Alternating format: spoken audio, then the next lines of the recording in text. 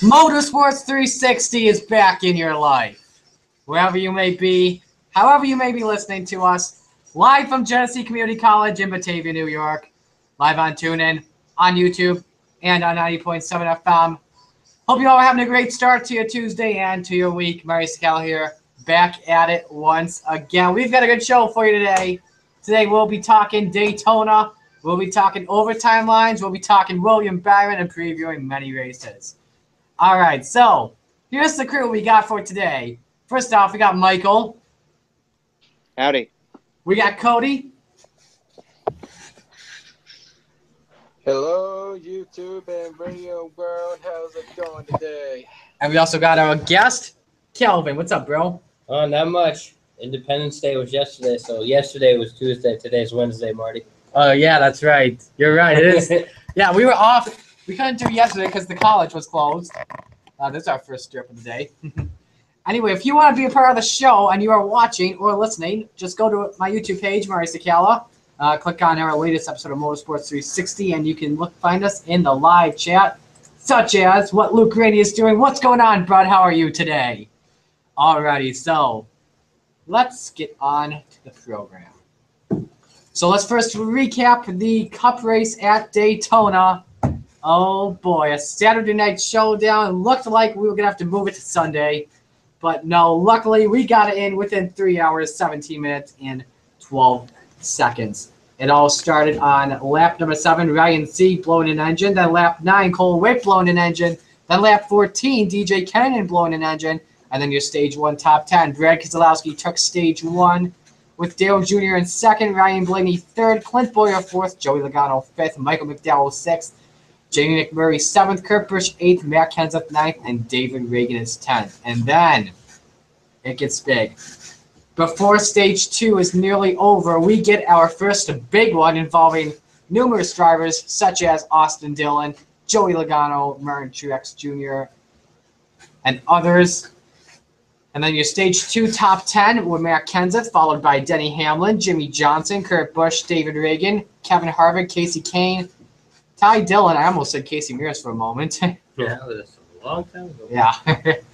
Bubba Wallace and Ryan Blaney, and then it got wild from there. We saw some more wrecks taking place. A wreck took out other drivers like Kevin Harvick, Dale Jr., and Brad Keselowski, even though Keselowski's was a different wreck. And then we got to around 6 laps to go. Another big one happens. Kyle Larson's car up in the air doing, it looked like a wheelie from Allmendinger's point of view. When I saw that wreck, I went, whoa! And I didn't see that coming. Looking similar to Chase Elliott going airborne.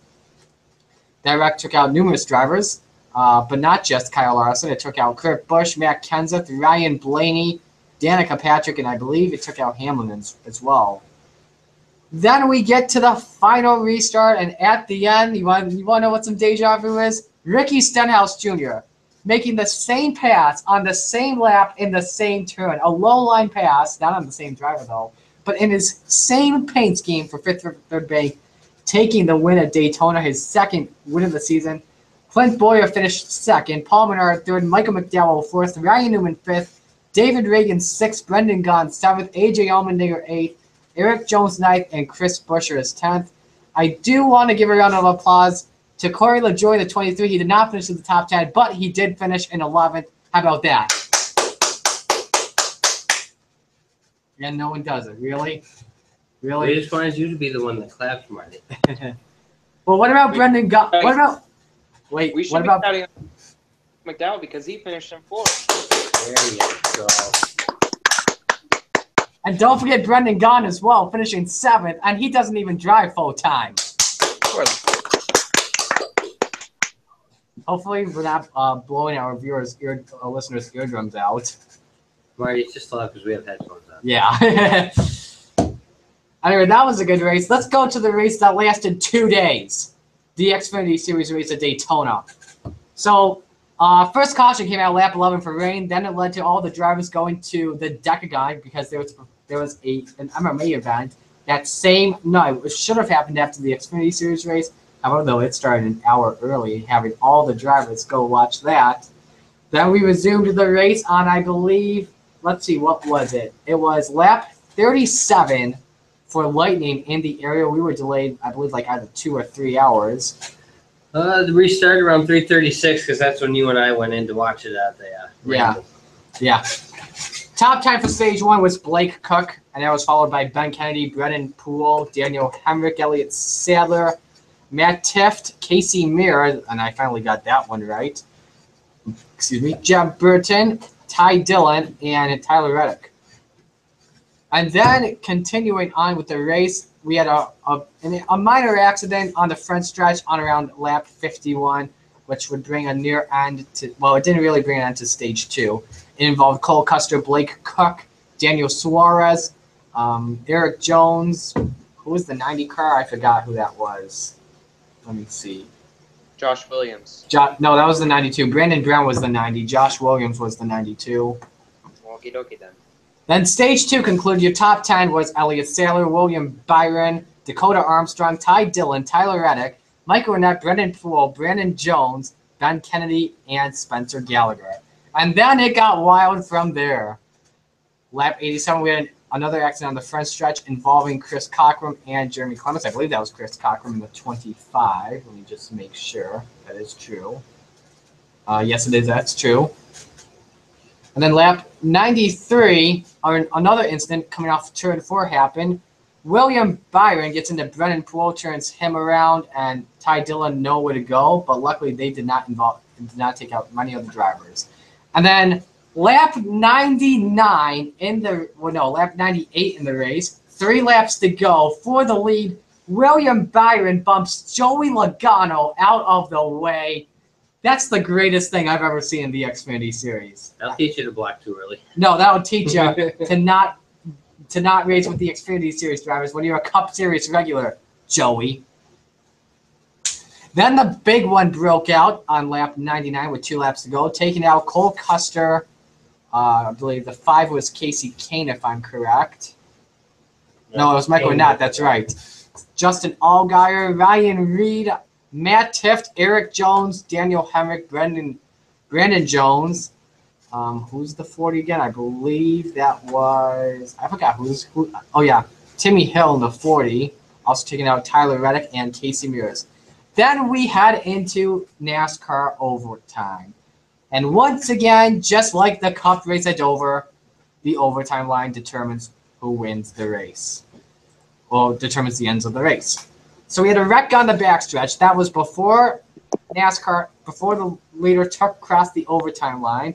It involved Garrett Smithley, Ty Dillon, 13. I always get the 13 and the 40 confused. 13 was Mark Thompson, Spencer Gallagher, and Mike Harmon. And then the caution came out when the instant the light came on, the leaders crossed the overtime line. So let's just clarify this to all you race fans that say that race was rigged because William Byron won. Here is the thing: the caution does not come out right when the wreck begins. I mean, it should. The caution comes out right when the caution light comes on. Either there was a delay between when the caution button was pushed and when the caution light was on, or just the person that's in charge of putting the caution light on, which is probably David Hoots, the NASCAR race director. Didn't have that well of a reaction time. So because of that, it crowned William Byron the winner, going back-to-back. Should have been 3 in a row, which I could have witnessed in his first win, but Denny Hamlin decided to screw the race up at Michigan. And Matt Tift as well. No, I'm just kidding. Hey, Marty. Yes? I have a picture on Reddit. Once I find it, I'll show it to you.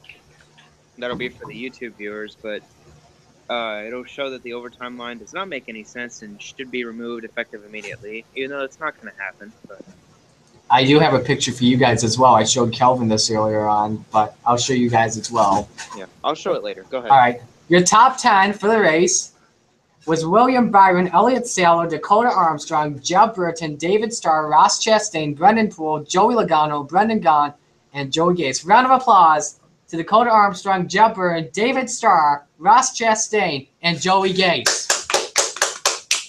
What about Brendan Gaughan? He was in the top 10 2 days in a row. Oh, yeah, true. But the 62 he drives full time. Actually, Usually technically it's 1 day because they race both on Saturday. So. Yeah. And David Starr finishing 5th in the 99 for BJ McLeod. He was not supposed to drive this machine. It was originally, I believe it was Corbin Forrester. Couldn't drive it couldn't drive it, I believe it was Wednesday. David Starr got the call to come down to Daytona, and he finishes 5th. That's crazy.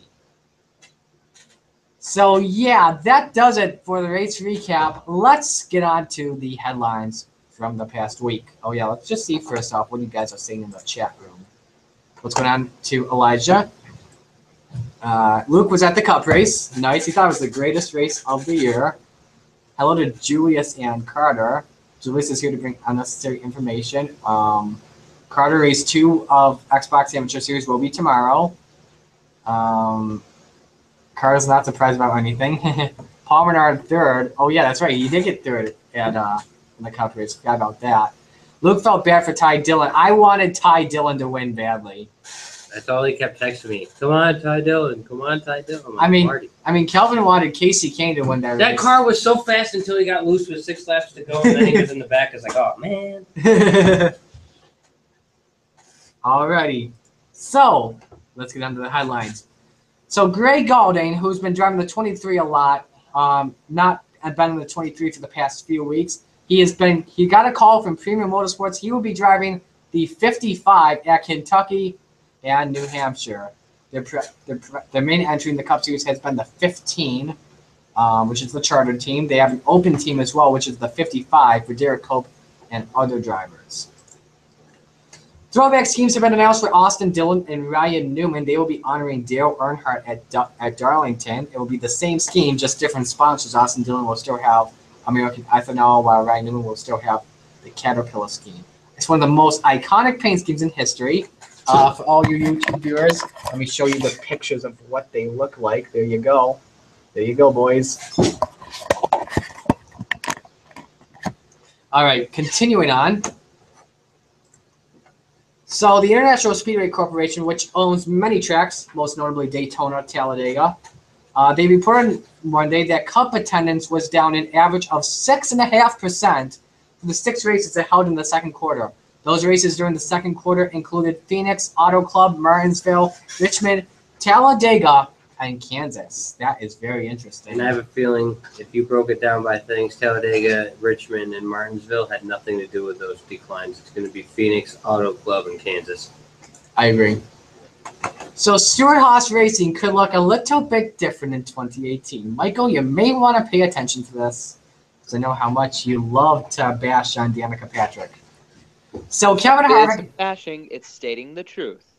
But let's just get that straight. Okay, so Harvick has signed an extension with Stewart-Haas Racing. He signed it last May.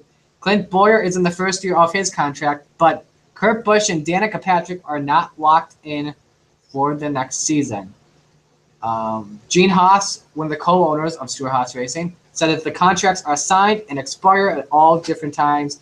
It's hard to say when one person's contract is going to expire because there are options and things like that. I think that's why they call it silly season. We kind of start looking at what we do. The drivers do the same thing. Sponsors do the same thing. Stewart-Haas Racing has no plans of eliminating any of his 4 Cup squads. Joey Gates will be back in a Cup Series car at Kentucky. He will be driving the number 23 Best Home Furnishings Toyota for BK Racing for the Cups in the Cup Series race. So he drove this car at Daytona, if I am correct, and I forgot what position he finished out of that, or he didn't even make it into Daytona. Oh, yeah. Wait, nope, yeah, I don't know. But Joey Gates will be testing on iRacing at Kentucky a lot this week as much as he can. That only goes so far. So if any of you guys have been wondering what Greg Biffle has been up to lately, well, you're going to like this story. Greg Biffle has been sued for hidden cameras inside his home. A local news station, Channel 9, uncovered allegations of hidden cameras and secret peeking inside Greg Biffle's home. Biffle's ex-wife and ex-mother-in-law are suing him and Roush Fenway Racing over hidden cameras inside Biffle's estate on Lake Norman in Mooresville, North Carolina. They detailed visible cameras all over the outside of the home on Dewey Road. But that there are hidden cameras inside the house, which included the master bedroom, bathroom, and in the guest bedroom where Biffle's former mother-in-law stayed. The The lawsuit claims Biffle recorded his ex-wife and ex-mother-in-law on a digital video recorder and showed that video to other people. It also says Biffle said under oath that his hidden cameras were installed for security because he believed his mates were stealing. So I want to talk about the ratings, the TV ratings for the Coke 0400 this weekend. They won by a landslide with a 1.0 average rating in the night, the only program to reach the one barrier with an average of 5.01 million viewers. 2016, the rating was 3.4 with 5.7 million viewers on NBC per Nielsen Fast Nationals. Not sure why the difference in the rating, but the viewers is not too far off, 13%. Eric Almirola, who crushed his T5 vertebrae in that wreck at Kansas on May 13th, got a positive report from his doctors following a CT scan on Wednesday. Doctors were pleased and have cleared Almirola test within the next 2 weeks. So we could be seeing him, if that test goes successful, at Indianapolis. An anonymous bomb threat was called into police Thursday afternoon at the Daytona International Speedway, the venue from last weekend's race. Law enforcement swept the area and found no traces of any explosive devices, according to Chief Craig Capri. Callers said multiple devices were on Speedway property, which is 1801 West International Speedway Boulevard, and they were set to go off in 30 minutes, but no detonation took place 30 minutes after the call. Search of the premises took an hour, and nothing was found, police spokeswoman Linda Longa said. They obtained a phone number. Detectives are working to identify and locate the caller. Ryan Preece will be a development driver for Joe Gibbs Racing. He'll be running in 2 races in the Xfinity Series. The Wheeland Modified Tour driver will be driving at New Hampshire in the number 20 and also at Iowa, which is going to be July 29th. Brian Scott has announced he is coming out of retirement to drive the number 3 for Richard Childress Racing in the Xfinity Series. So he decided to retire at the end of 2016 to move home to Idaho with his family, but he'll be making a brief return. Racing this weekend, well, not this weekend, Iowa on July 29th and September 23rd at Kentucky. Enrico Abreu will be returning to Thor Sport Racing for the Eldora Speedway race. There'll be races on July 19th. Unknown what number he will be driving, but he hopes to return to NASCAR on a more frequent basis in 2018. Speaking of Eldora, Bobby Pierce has also announced he will be returning to Eldora in the 63 with MB Motorsports. This is probably like the only start he makes every year, and he is so good on dirt tracks. He is a dirt track racer. Twice now, Bobby has almost won. They sat on the pole last year, led the most laps, and if not for a transmission issue, were in a position to bring home the checkers, and Bobby was sick as a dog when he did it. And also, one more thing, speaking of Eldora, Fox Sports has announced they are moving the Eldora truck race over to the Fox Business Network. This move is being made to accommodate a CONCACAF Gold Cup quarterfinal doubleheader match expected to feature the U.S. men's national team on FS1 that evening. Fox Business and FS1 currently are in the same number of U.S. homes, and Fox Sports Go will still be offering uninterrupted coverage from Eldora through participating pay TV providers. A NASCAR race has never been scheduled on Fox Business Network before. However, though, they have taken place for like starts of NASCAR races, such as the truck race from Iowa last year because of the U.S. Open Championship running long. And then they also aired pre-race ceremonies for the Cup race at Kansas because of an MLB game running long.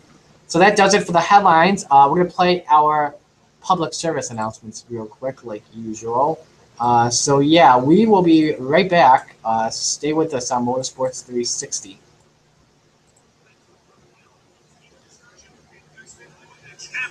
Can you hand me my bag, please? It's like right next. No, my bag is like this next to you. Yeah, your mic's still on. Oh yeah. Experience Interstate Highway Ditch. Interstate Highway Ditch has been associated with rollovers, passenger ejection, and death. Passengers who wish to avoid Interstate Highway Ditch can do so by following Got to turn this on before the show. and telling your friends to slow down. There is no spokesperson to prevent reckless driving. There's only you. Speak up. This has been a message from the Ad Council. You've heard it in the car. You've heard it in your house. You've heard it in your favorite place on campus. Okay, what's going on? Now you're 90.7 The Music FM in even more places with the TuneIn Radio app. Available for Apple and Android. Details at WGCCFM.com.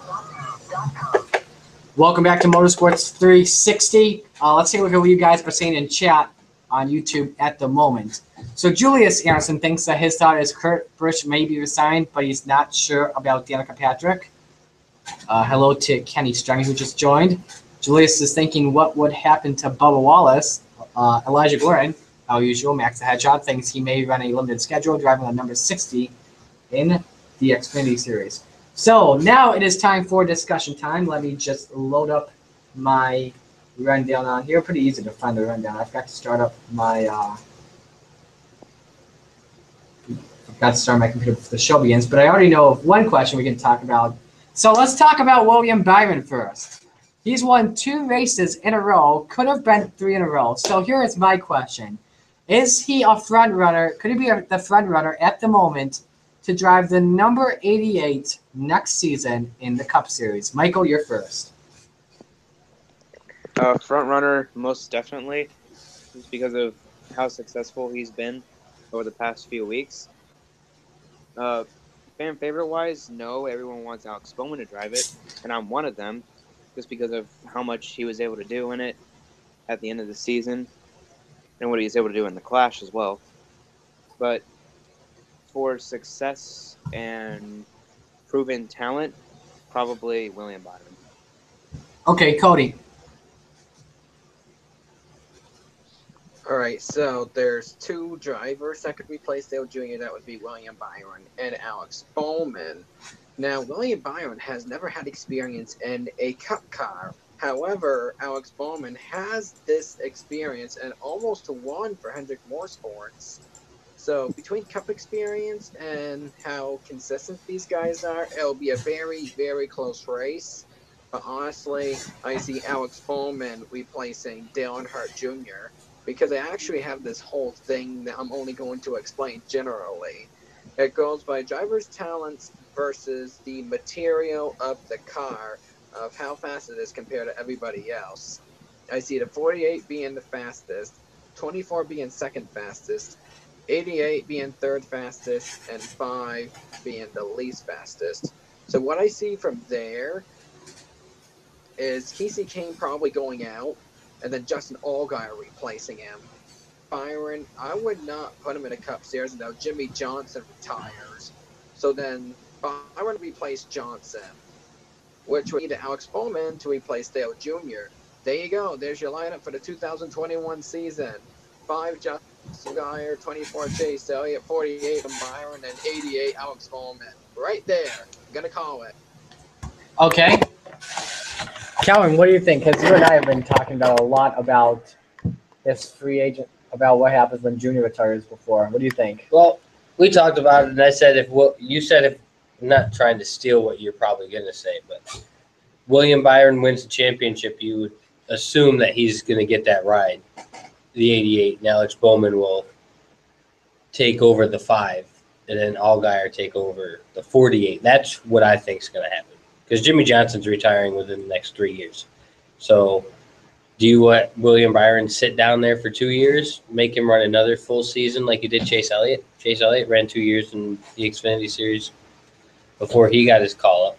So you make William Byron do the same thing, then he replaced Casey Kane, and you put Alex Bowman in the 88. I think you're going to see Bowman in the 88, Allgaier in the 48, and you'll see William Byron driving the 5 car. Because they got to put speed in the 5 car. You can't just have 2 cars that are running consistently every week. Mm-hmm. So I think you're going to see Byron take over the 5 car when Kane's contract runs up. If it's not up this year, it's up next year. All right. So here's what I believe. Let me move my camera back over here. All right. So when Junior first announced his retirement, I thought immediately Alex Bowman was going to drive the 88.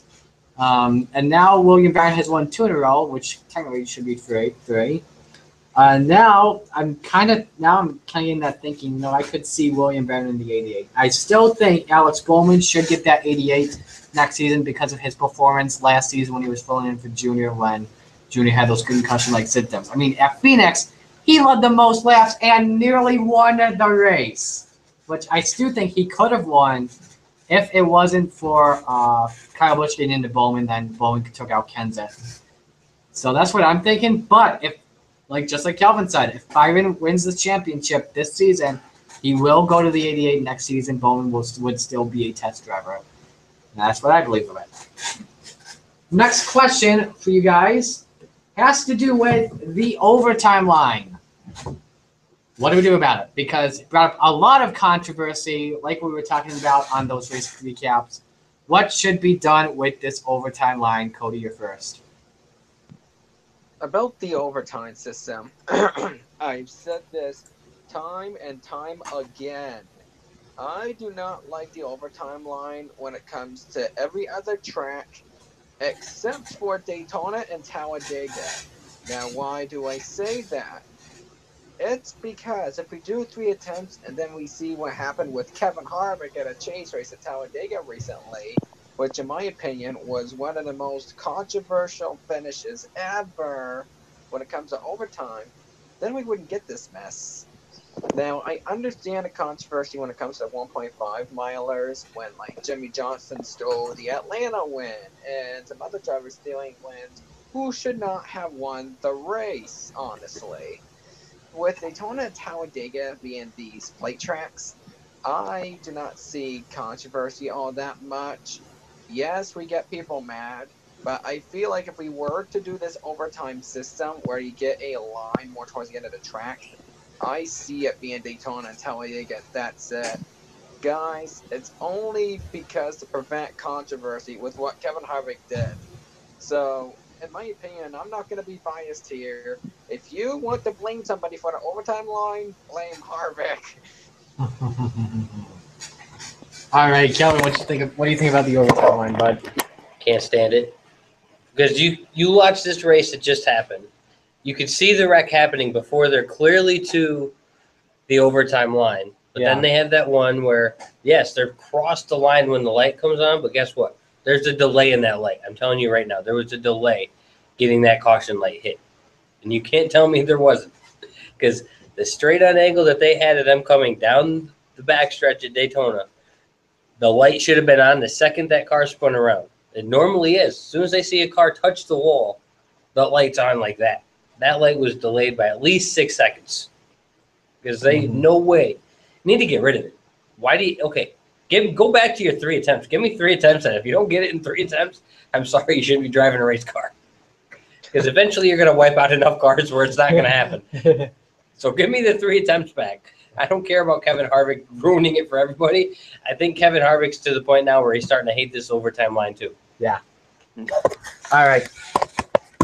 Here's what I believe. Get my camera fixed. Okay, Chris, I'll just hold it like this. Okay, so I can't stand this overtime line so badly. I mean, I like the fact that we have as many attempts as possible before you cross that overtime line. I still don't stand it. Because, man, if it wasn't for Kevin Harvick, well, actually, let's just start off. No, let's thank NASCAR for this overtime line, because they decided to use their inconsistency by taking out the 3 green white checkers and using only 1 at Talladega in 2015. What did that lead to? The race ending not necessarily. Gallagher and Peters spin out coming off turn 2 in the truck race. Race is over. And then Kevin Harvick decides to intentionally wreck the field just so he can get into the chase. Inconsistent. Here's what I believe. We need a final lap line. Here's how that would work. If the caution came out with 2 laps to go, no matter where they were, you would do another as many times as possible with that line. And then when the final lap happened, you would have to cross a final line. If the final lap line was crossed, there would be no cautions in that for the rest of the race. It'd be a race to the finish. I'd say put the final lap line in turn number 2. If it was an area where we had a wrecks, so for example, Christopher Bell's flip at Daytona last year, then you could have ended the race because I liked the end. I liked the finish of the race. But this one what I meant is Brennan Poole would have gotten his first ever win in the Xfinity Series, which I still think he should have won. So get the final lap line, and also adding this, once the leader would take the checkered flag, the caution would come out, so all the drivers would slow down and miss that wreck safely. What about, you know how we have the restart zone? Yeah. Why don't we put that line at the first restart zone line? Well, NASCAR was thinking of moving the overtime line to the start-finish line. Yeah, but if you put it where the restart zone is for every caution and when you start the race, put it at that first one, typically that's where they're starting to wave the white flag anyway for that. So if you put it right there, no caution can come out after that. All right. Race back to the line. All right. And if you want to get... Most accidents happen in turn 3 or turn 2. And if NASCAR, if you guys want to get rid of a line, then just do your attempts such as ARCA, because they have the best overtime. Yeah. For good. Because if a caution does come out in the final lap, they restart their race. They don't end their race under caution. They never do. Unless it was like darkness or heavy rains like Gustine back at Talladega last year. But yeah, do it like what ARCA did, or you could just do unlimited attempts like green, white, checkered attempts. Because back at Gateway in 2004, I actually watched a race I actually watched that race. They did 4 attempts at overtime. And that was like the last time we've ever seen them do more than 3 attempts. Or make them single file restarts after like 3. You're not gonna write single file. Yeah, true. All right, what you think, Michael? I think we need to paint and pave, depending on what track it is, over that overtime line. It's ruined so many races, except for Dover, because, you know, Dover. Biased. Dover Biased. Dover and Atlanta. Kidding. I'm just messing with Yeah. But I have photo and video evidence that we have an injustice of the law of NASCAR with this overtime line. This is videos from NASCAR's YouTube page and a picture from user I'm just a random dude on Reddit. Shout out to Reddit. They do Here's some the good picture stuff. of the field. Oh, look, it's that angle I was talking about. Here's a picture. Here's the overtime line. Here's a picture of the field. That's come on. There we go. Oh, here we go. I don't know who. That's one of the Flex Steel cars turned around.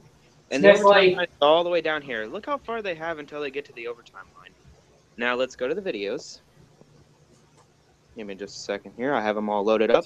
I'm so glad you put that photo up. Yeah. You can see my fan. Go ahead.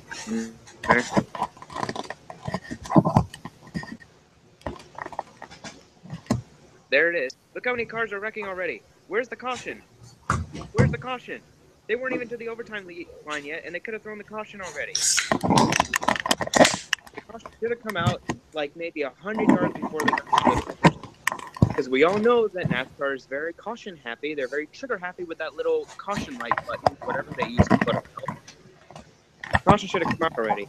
Now let's go look at the Dover restart. The overtime is Ty Dillon is already wrecking back here. Happen. Caution hit right there. All right, I'm done. Okay. So I'm guessing you gave your answer then. Yeah, we need to do what ARCA does and just do the white flag, green flag rule, or whatever they call it. Either that or green, white check. What was wrong with green, white checkers? Was there a problem with it that I missed? I think the problem was when you had did that 3 attempts at the green, white, checkered, we only used 1. like we had 3 open attempts and all we had was 1. And they made it worried about everybody running out of gas because of what was going on. People were stretching the limit, and then if you have 3 green, white, checker attempts to run out of gas, guess what? That's part of racing. You took the risk of staying out when everybody's probably going to have to pit anyway. Because of Austin Dillon's wreck in the Coke 0400 in 2015. But it was after the finish line. It was after the checker flag. That had nothing to do with the overtime rules. It was for a win at Daytona. And then they used that stupid 1 attempt rule, which forced Kevin Harvick to do what he did. Should he have done it? No. But he was forced to because of these stupid rules and inconsistency put in by NASCAR. I don't know what was wrong with green, white checkers. It didn't produce anything bad. Austin Dillon is completely fine. He's won a race since then. He's in the chase. He's doing perfectly fine. you didn't get injured because these cars are very safe. I don't know. We need Compared to to trade 12 years safety ago, with yeah, better these rules, I cars guess. are 10 times safer than they ever have been. Yeah, absolutely. Yep. We need to trade safety with rules, I guess. Mm-hmm. We Okay, could so probably I'm do that. all right. So I'm gonna pause on discussion time real quick. I forgot to show you guys, the YouTube viewers that are watching, and you two guys as well, the photo I was talking about. So I just made a meme, like the funniest meme I've ever made He yet. copied everybody else these days. Look at that. Oh my gosh. Oh. All of these drivers have won this season, not Kyle Busch. Not you, Kyle Busch. I'm going viral right now as we speak. Gosh. On the NASCAR Heat community on Facebook, I have like 75 different reactions. Okie dokie. Oh Marty's my got 75 gosh. reactions. Uh-oh. I Yeah. gotta upvote Pull on this, Reddit. pull the car over. Marty's got reactions. I got 100 upvotes on Reddit. Hold the phone, y'all. Look, he's got Reddit. Man, he's got everybody's Reddit. going viral these days. All right. So next question for you guys is regarding the plate tracks in the Cup Series. Who do you guys think is the best driver on the plate tracks now? Because on NASCAR Race Hub, they did that fan vote with that exact same question, and they said Dale Jr. was. All right. So luckily, Calvin should be first. So it should be Dale Jr. But Calvin, well, the fans thought it was Dale Jr. Calvin thinking something different, right? Dale Jr.'s last win on the restrictor plate track was when? 2 years ago. 2 years ago? 2 years ago. And then before that, it was what? 4 years before that? Yeah. So don't get me wrong, he's great at them. Well, actually, his last restricted plate win before Daytona was Talladega that same year. So I mean, don't get me wrong, yeah, he's good at them, and he's still in the field. So you're still going to give him credit. He's got one more restrictor plate track left in his whole career. Granted, he says he might come back and run Daytona and Talladega on a part-time schedule next year, which I doubt that'll happen. He might run the 500, but he's not going to run Talladega. Mm-hmm. But okay, so sure, you could put Junior in the top 5. Mm-hmm. But number 1, come on. You got to be consistent when restrictor plate tracks is wide open. Anybody's good at them any given day. It's like Kyle Busch said after he got wrecked in Talladega. Well, we're going to a real track the next week anyway. So come on. Anybody can win. You can put McDowell and say he's the best restrictor plate driver. You could put Brad Keselowski in that category. You could put Joey Logano in that category. You could put any driver you want as your number 1, and you have a shot to win the race. That's what restrictor plate tracks do. You can't just say everybody. You can't just say one person's good at them. Look at that top 10 we just had.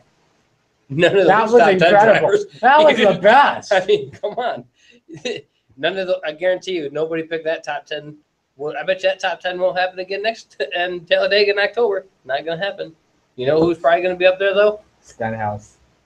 You can put Stenhouse up there because he's won the last 2. You could say Trevor Bayne, for crying out loud, is good at restrictor plate tracks. Seems to be the only place he runs good at until he gets involved in the big one. Yeah. So right now you have to go Stenhouse because he's won back-to-back. Jimmy Johnson's got to be up there because he's finding a way to finish consistently at a restrictor plate track. Kyle Larson, I wouldn't even put Larson there. Larson's more of a 1.5 mile guy to short 2 track. miles.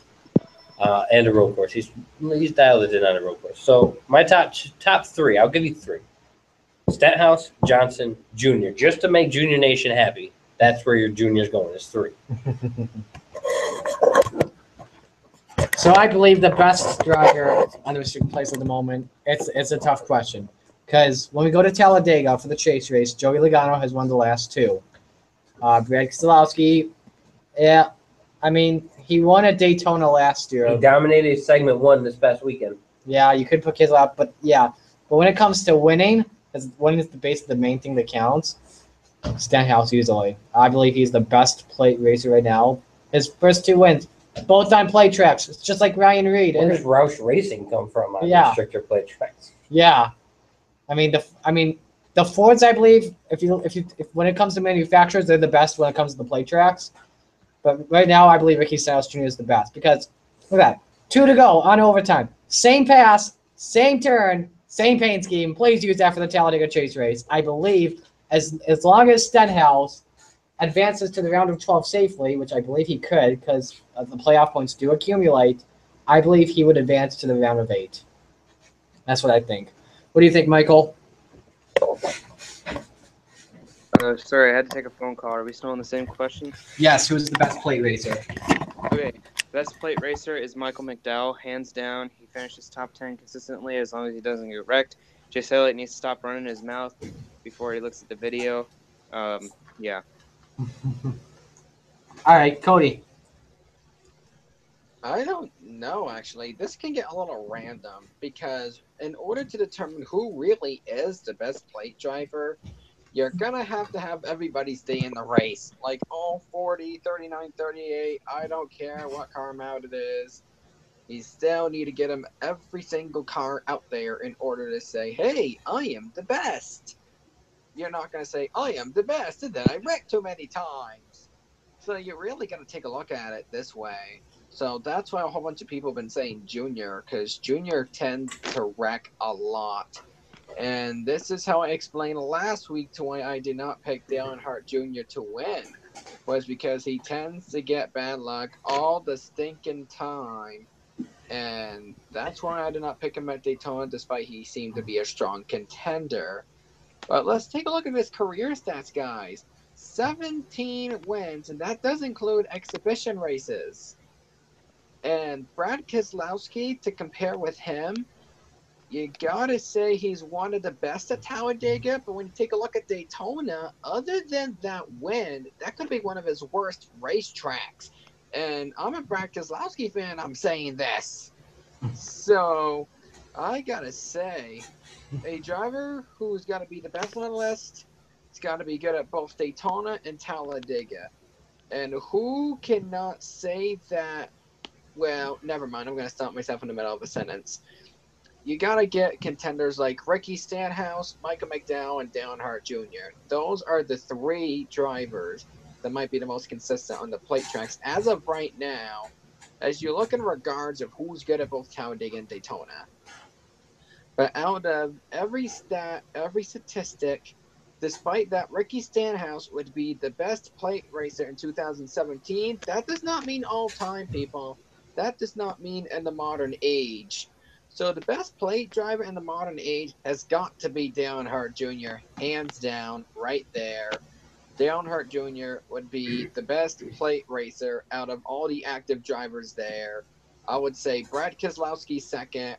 Ricky Stenhouse brings himself up to third. Probably Jimmy Johnson fourth and Michael McDowell fifth.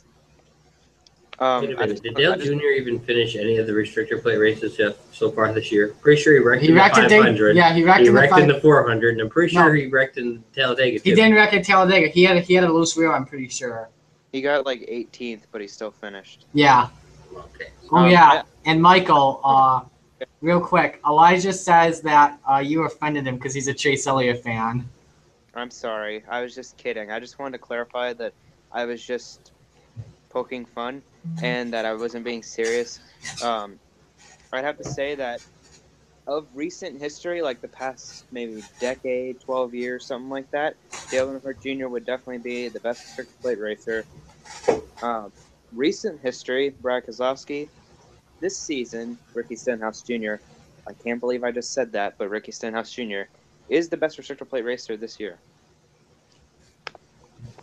Okay, so the next question for you guys for discussion time is because we had the Xfinity Series and the Cup Series race on the same day, the question is, should NASCAR look into more double headers in one day, Xfinity and Cup? I know they do that for trucks and Xfinity for that Atlanta race, so I will go first for this one. It's pretty simple. I think I'm just going to sum it up right here for all the guys that out here. I would say you should, as long as Kyle Busch is not in the Xfinity Series and would win. Because here's the thing. I've been noticing the attendance for Xfinity Series races, they are pretty low.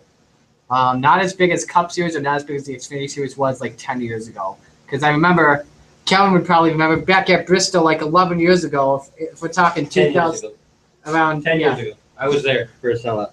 Rusty Wallace's retirement year. I was there. 2005? This was the last sellout they had. For the Xfinity race? Yeah. Wow. Interesting. Well, yeah, Bristol anyway. I don't know if that's for the whole thing, but the last sellout for an Xfinity race was Bristol, the year Rusty Wallace retired. I remember at Bristol for the Xfinity Series, like I think it was in 2006 when we had the snowstorm at the track. I think the track was all filled up on both front stretch and back stretch. That's what I believe. What do you think, Michael? I had to leave again. What was the question? Should NASCAR look into more Xfinity Series races on the same day as the Cup Series? If it keeps the Cup guys out, then yes. But if it doesn't keep the Cup guys out, then no, because it's just a waste of time then. But knowing NASCAR, they'll probably do it. So thanks for giving them the idea, Marty.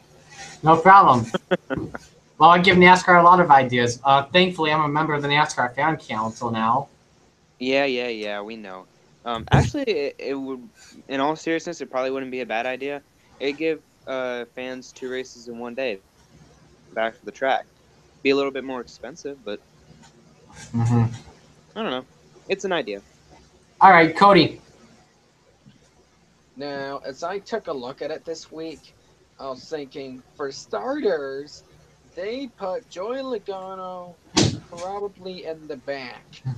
And I'm pretty sure they put Eric Jones in the back.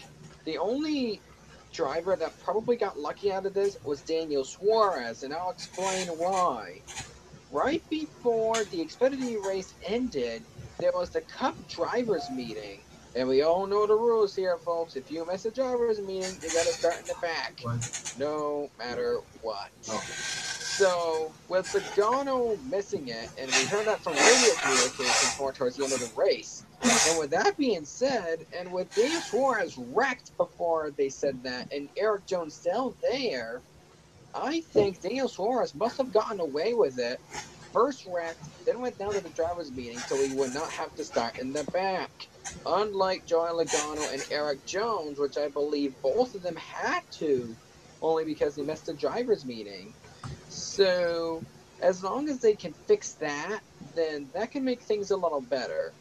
But in actuality, to if you want to combine the Xfinity and Cup race, well, let's think about it.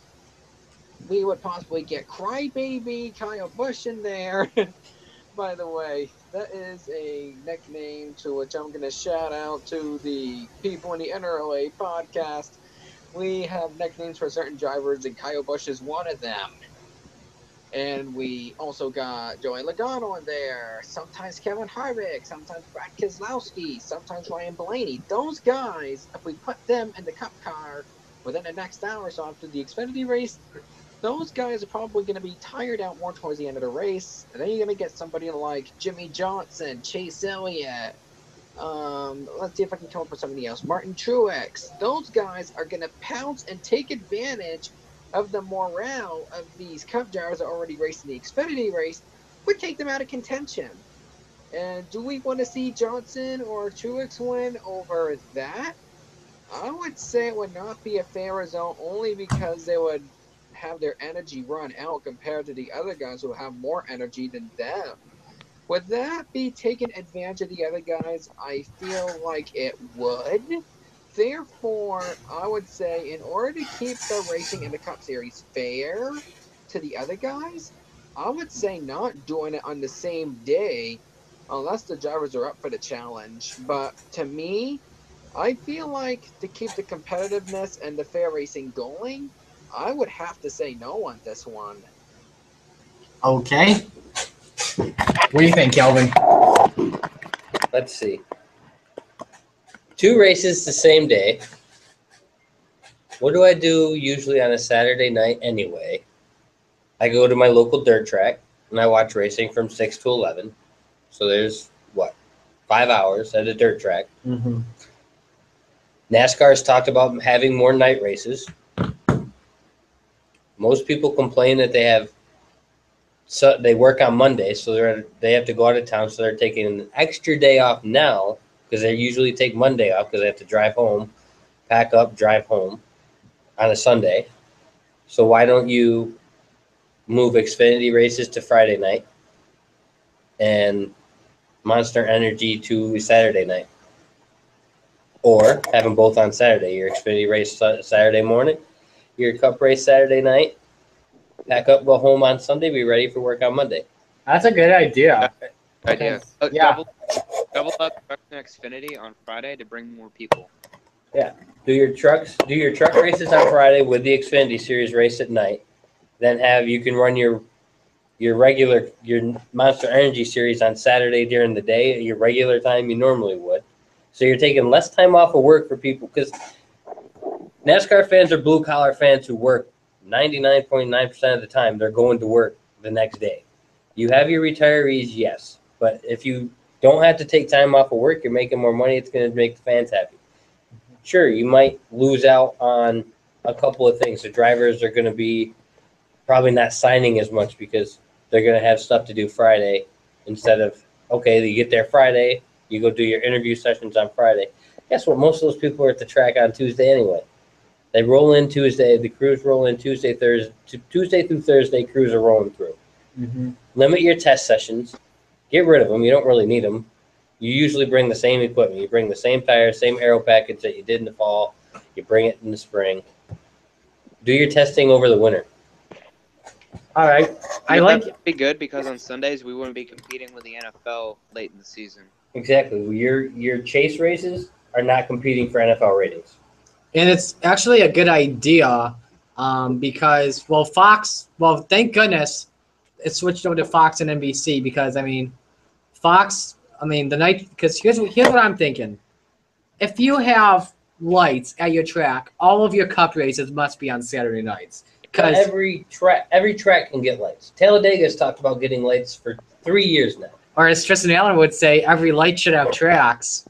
Yeah, that too. But come on. Every track should have lights. So anyway, yeah.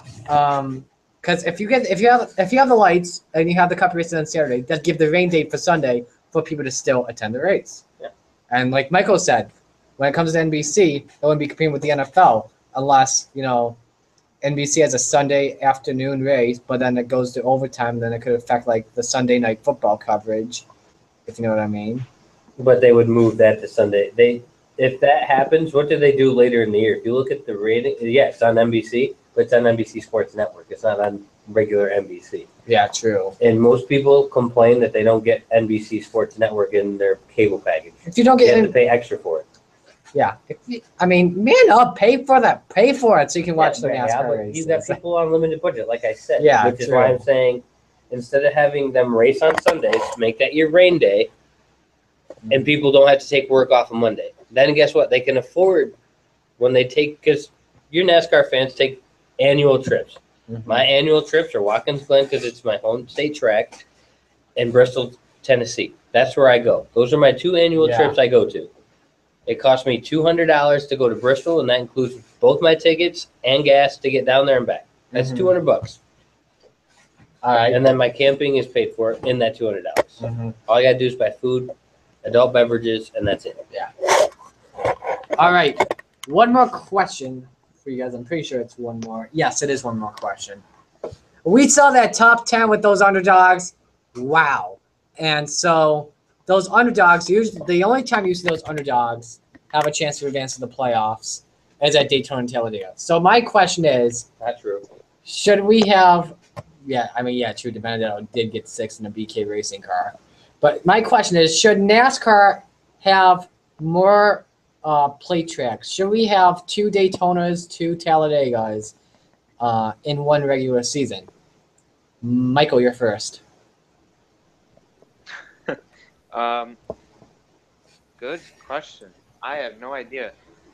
Most fans, I can't speak for most fans. Yeah, I get kind of sad when it comes to this time of year that we only have one restricted plate track left because I like restricted plate tracks and I think the pack racing is fun to watch. Some people don't enjoy it; they just call it like a train or a caboose. But I don't know. I don't really see it that way. But yeah, I'd like to have one more restricted plate track. I don't know if it would affect the outcome for those lower funded teams. Maybe it could. I don't know. We could have another David Reagan story. Mm-hmm. Yeah. All right, Cody. Like Michael said, that actually is a good question. I don't know the precise answer to this one.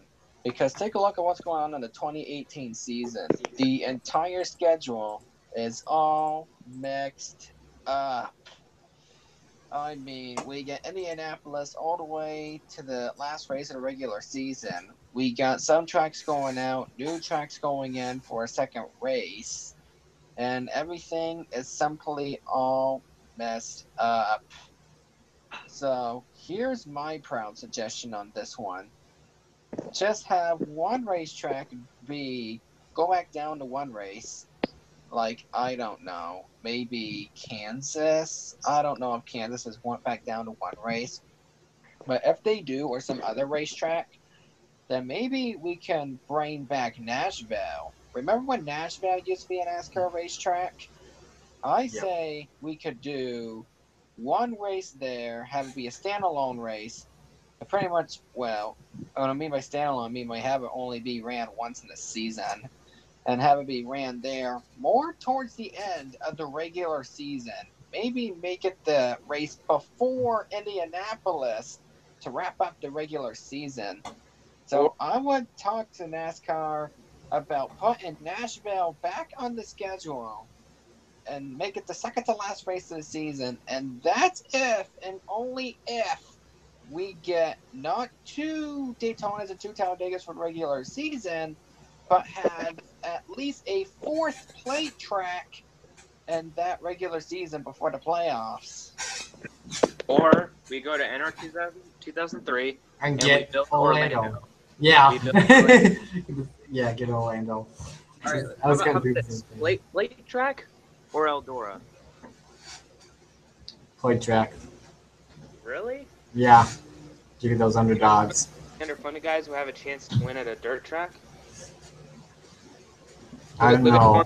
That'd be tough. Look at Norm Benning. Get Bobby Pierce in the second Go Fast racing car. But Bobby Pierce, Matt DiBenedetto. I don't know. Maybe Kyle Larson would dominate it.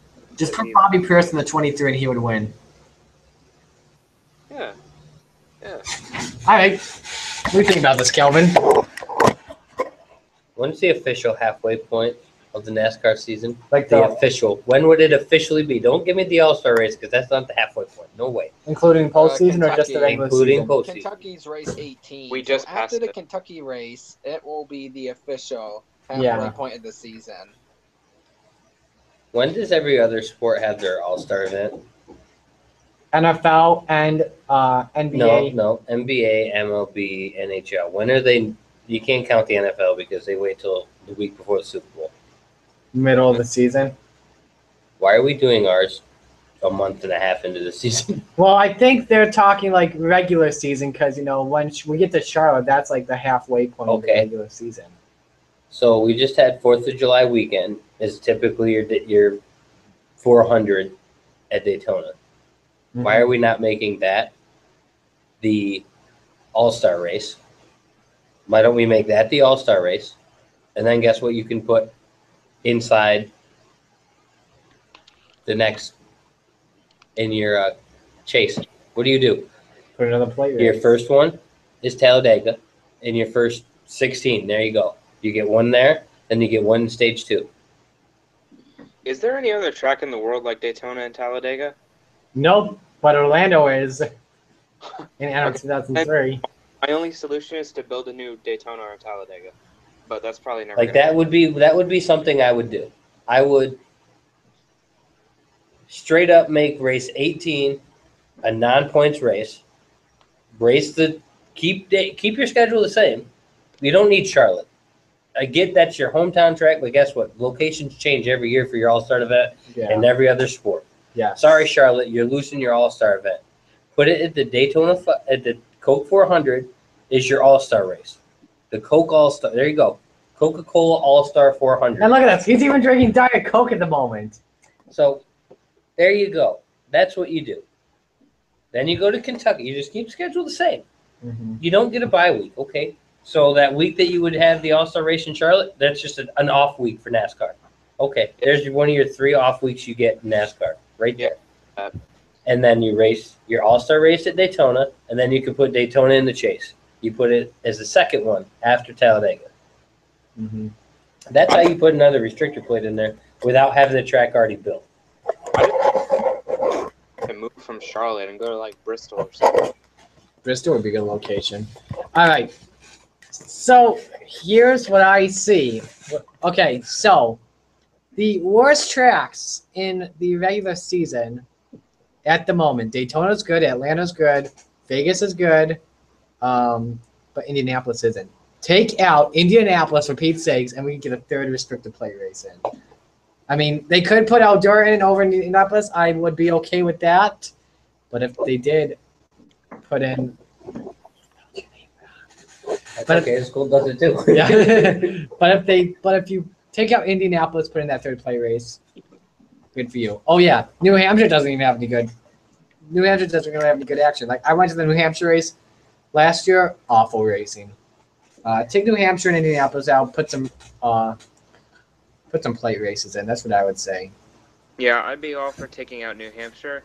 Michael, what happened to Indianapolis? Has it always been boring or what? It's always been boring. Yeah. Boring. For Xfinity, and for Cup, it's been boring because you can only pass in the corners. You're very seldomly passing on a straightaway. Mm-hmm. Besides when you're bumping cars off a turn forward to the start-finish line. Yeah. So then why don't we go to Guys, Michael, sorry to interrupt you, but I gotta get a legal ID playing here real quick. Then we can get back to you. Give us 14 seconds. EGCC. Batavia's best music. Now, commercial free all day. In even more places with the TuneIn Radio app. Available for Apple and Android. This is 90.7 FM. All right, welcome back. Sorry to interrupt you, Michael. But what were you saying? why don't we go to the short track then? If Indianapolis has always been boring and we're losing attendance and viewership every single year, let's go to the short track. Everyone loves short tracks. Do we all love short tracks? Let's take a vote here. Marty, do you like short tracks? Kevin? I only go to Bristol and Watkins Glen, so of course I do. I would, as long as they don't have a certain driver win. Like him. Or Jimmy Johnson at The Martinsville. new him. I don't know. If these restrictor plates don't work on the Xfinity cars, then we just need to leave Indianapolis. Yeah, it's a great track for history. We can always say that NASCAR raced there. Nobody's going to be able to take that away from us. We can always say that we raced there, but it's just not. It just isn't. Yeah, it's not a good track for either of them. It's not built for that. There's no a NASCAR track needs banking and corners. Yeah. For it to be successful, and there's very little inside Indy, and there's not much you can do about it without changing the whole complexion of what Indy is and where Indy was built for. Our race cars can draft, but they can't draft like the Indy cars can. No. They don't carry as much speed. They can't get as much momentum without having a guy behind them. It just doesn't work as well. We should run NASCAR, guys. Don't you think? Just the four of us and Jake. Oh, you know what I do? I would build a wall. It'd be really huge, and it would prevent the Cup Series drivers from being the Xfinity Series. I always make that joke all the time. Well, see, if you do that at the same time, if you go back to your other question, which was there, if you run 2 races in one night and then you run the other one the next night, or if you don't have a truck race that night, both your races are on Saturday. One's a daytime, one's a nighttime race. Your fans are going to be there, so you're not going to need the big names to be there for that. Your sponsorship's going to come in because, you're doing it all in one day now? Okay. Mm-hmm. And you're only taking up 1 day of TV time, which is what TV companies are complaining about, is that you're taking up too much airtime during a Sunday and a Saturday. Okay? We'll do it all in 1 day. Get it all knocked out. And then guess what?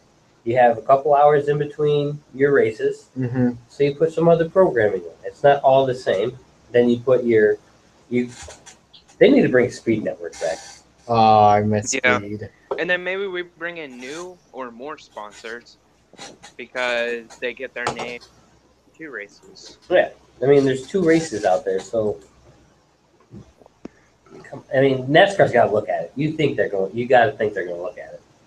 Yeah. I think I just lost all my viewers because Navafan just uploaded his Chick-fil-A Cup Series race. Oh, well, though. But at least we're on radio still. All right. Yeah. now it's time for the predictions for this weekend's races. So here are how the points look after. Wait a minute. Before you move on, did I answer the last question? What was the last question? It was that plate races. You answered it. Plate races. Oh, okay. Yeah. Sorry. All right, so now it's time for the predictions. Here are the standings after Daytona. I'm in the points lead with 61. Cody's second with 58. Michael is third with 57. Jake is fourth with 55. And our special guests are with 17. So the order will be. So Why our. you gotta do me like that, Junior? So our. Oh yeah, I can't believe that Chase Elliott beat Dale Jr. I thought he wrecked. Yeah, he wrecked after Junior did. Yeah. So Junior was behind him. Yeah. When he went. All right, so the order will be guess. Jake's not here, but however, he did give me his cup predictions. He gave me 2 of them in case Calvin steals his pick. So it will be for everything else would be Kelvin, then Michael, then Cody, then myself. So we have a total of 6 races this weekend. First race is going to be the Truck Series race at Kentucky. That's a Thursday night race, not Friday night. Thursday night, 7:30 p.m. FS1, your notable entries. Oh boy, here we go. Alrighty. Only notable entry I can think of at the moment is that him is in the 46. Oh well, his other driver, Myatt Snyder's in the 51 at least. But yeah, him is in the 46. Sally Parker Clayman's back in the 75 this weekend at least. That's a good thing. And Brandon Jones is in the 99. So Kelvin, if it's him, do not mention his full name. I think we all know, because all of us know on Motorsports360 know who him is. T.J. Bell beats him. You think T.J. Bell? Are you serious? Mm-hmm. That would be a big up. That would be the biggest upset in Truck Series history. Alrighty, continuing on, Cody. Okay, so I said it's on the NROA podcast yesterday. Shout out to them. Crybaby is going to end up winning one of the 3 races, and I'm afraid it's going to be Crybaby. Which we will not say his full name. Yep. Alrighty, Michael. I think I messed up that order that time. Yeah, I think I did. Yes, I did. Oh well, at least we're not doing featured predictions. That's you really have a cutout of that? I have Kevin Harvick. I have Matt Kenseth. You even have the Coors Light lady. I have her. She sleeps in bed with me. Dang, Michael, get it on. I might need to play Michael for you. Marvin Gaye and get it on. No, you need to I play just realized George that I never Michael. even showed this before, but yeah, Man. him, Cryo, him. I mean, you do have the Oh signature, my which we could gosh. easily recognize. That was good, Michael. That was But good. yeah, I'm picking him as well, boys. Alrighty. Now we go to the Xfinity Series race. That's Friday night. I believe that's an 8 o'clock Friday night race. Yep, 8 o'clock on NBCSN. Your notable entries. Paul Menard will be in the 2. Ty Dillon will be in the 3. Ryan Blaney will be in the 12. Joe Nemechek in the 15. Him is in the 18. Eric Jones in the 20. Joey Logano in the 22. Kevin Harvick in the 41. Quinn Hofsbach in the 46. Tyler Reddick the 42. Casey Mears in the 98. And Von Kennedy is in the 96. Kelvin? What are you looking at on the entry list? You know what? Allgaier. Allgaier? All right. Gotta give my hometown guys some props. All right. Michael? Give me just a second here. Yeah. Okay. Yeah, I brought him in the kitchen. Oh, you brought him in the kitchen. Oh, This may be the greatest predictions we've ever had. Oh, you killed him. You killed him. No, kid. You killed him. Balls. You knocked him out. DNF. You knocked him out. He's unconscious. DNF. All right, Cody. I am not going to pick him for the win, but I Dang am it. going to pick Ryan Blaney to win the race. All right. I'm going to pick him again. All right. Getting away from NASCAR for a moment, let's go to the ARCA Racing Series. That's at Iowa. It's a 9 o'clock race Saturday night on MAV TV. So I do have the entry list right here. But, yeah, look through that entry list, Kelvin. Dang it. I'm stupid. But yeah, look through it. I'll give you the point standings as well if you want to look at it. Yeah, so basically look at that point standings. Who are you picking? Gus Dean. Gus Dean? Alrighty, I Michael. like that name. Remember what I said last time when we all pick Austin Terrio? He won. Yeah. And I said that if he didn't win, we'd all do something. Michael we would don't have review to his do anything. face. But you know what? Kelvin ruined it, so we can't do anything now because I was going to pick Austin Terrio again. So you think Terrio? Oh my gosh. All right, Cody. Is Austin Cindric in this race? Let's look. I don't think he is. Dang it, I was gonna pick him. Let me give you a double check on that, though. Let's see here. A Cindric. I don't see a Cindric. I don't see a Cindric. I don't see a Cindric. Nope. Dang it. Who are you picking, though? Then I am going to. I was going to go bold on this one, but I think it will completely destroy me. Because remember when I did a bold pick last time in the Formula One race, and that went up to pieces. And then, ironically, I picked the same driver for the Indy 500. Guess what happens? Literally and figuratively. So, I was about to pick Shane Lee because his team won at Kentucky. Not going to go with him. Otherwise, I'll get blown up again. And I'll say Austin Terrio. All right, we're at Iowa. This is a tough one. But I'm just going to go with a random guy out here. Dalton Sargent in the 77 wins it. So, yeah. All right, now we have the Indy car race. That's a Sunday night race at Iowa. It's at 5:30 p.m. on NBCSN. Calvin, take a look at that entry list. Who you got winning? Dixon. You got Dixon? I like Scott Dixon. Yeah, me too. Scott Dixon's the man, and he is the points leader at the moment. Michael, who you got? Scott Dixon. Cody.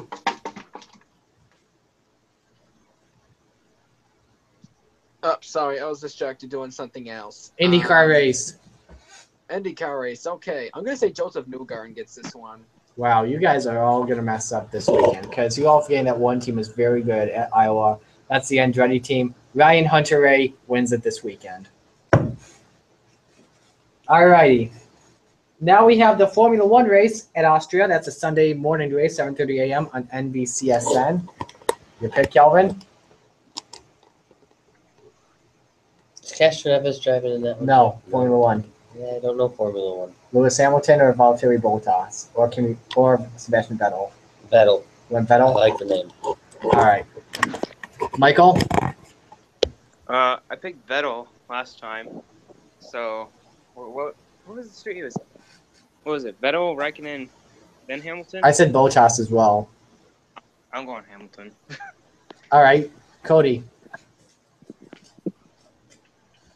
Okay, we are probably going to have to stick with the driver who pretty much wins all the time, Hamilton. Man, my brain says Lewis Hamilton, which I'm going to pick, but my heart says Lance Stroll because of that third place finish he got last week. All right, now we get to the featured race, Cup Series race. All righty, so you guys get your die-cast cars out. I'll show you the 5 I brought for us. Don't forget, this is the featured race, so you cannot pick the same driver. Don't get any ideas. Let me turn the camera away. So you I can just swear, look at it. if you guys ruin my bit that I have all set up, I will throw hands. Don't worry, I know nobody's picking my driver, so we're good to go. Got one more. Oh my gosh. So I feel like somebody's going to pick my driver, and that's either going to be Calvin You or got someone Jake. else? All right. All right, Kelvin's got his pick. He doesn't have a die-cast, though, but what you got? Casey Kane. Oh. He's got Suarez. Dang, That's bold. That's bold. That car runs quick. Moving the camera up here. Alrighty. So Jake is not here, but he does have a pick, though. His pick to it, I'm going to show the die-cast for him because luckily I did bring it with me. He is picking to win the race. No. Please. Brad Keselowski. Oh, I Thank should you. have guessed.